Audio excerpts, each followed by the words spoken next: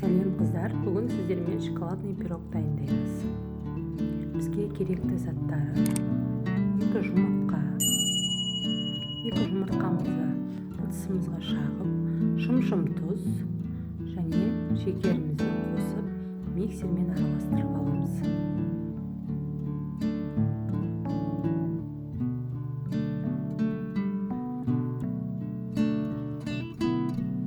Қалған шекерімізді қосып, тағы да миксерлеп аламыз. Шекеріміз еруі керек. Оның үстінен айран және сұйық майды қосып араластырамыз.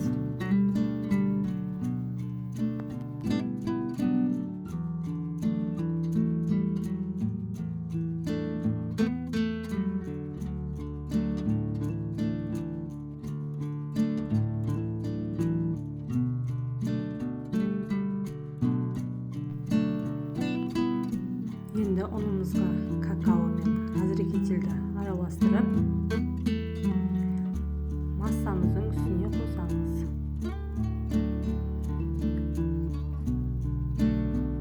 Аз-аздан қоса отырып араластырамыз.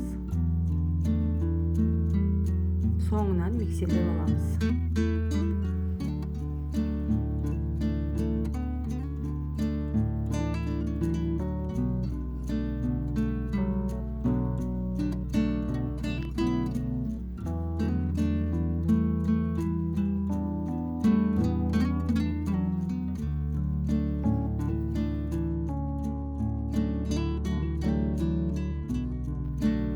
Біздің массамыз дайын болды.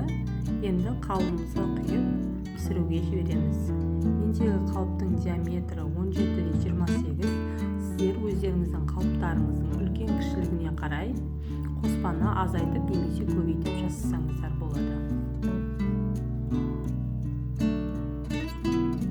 Пирогымыз пісіп шықты. Мен сәндеу үшін шоколадқа сары майды араластырып ерітіп бетіне жағып алдым. Сәндеу сәндемеу өз еріктеріңізде. Мен жаңғақты майдалап сеуіп шықтым. Менің видеоларым сіздерге ұнап жатса, лайк басып, пікір қалдырып отырыңыздар. Сіздермен болған Бинура.